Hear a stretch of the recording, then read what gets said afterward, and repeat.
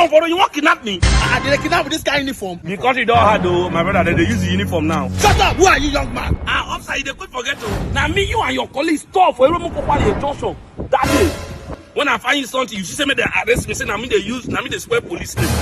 Wait, let's talk. Now me. I don't know. Where you go? And I say I only know about my show. If you know about my show, if you not stop me. August 7 for a hotel. The Stalker Laughter Crusade. The Untold.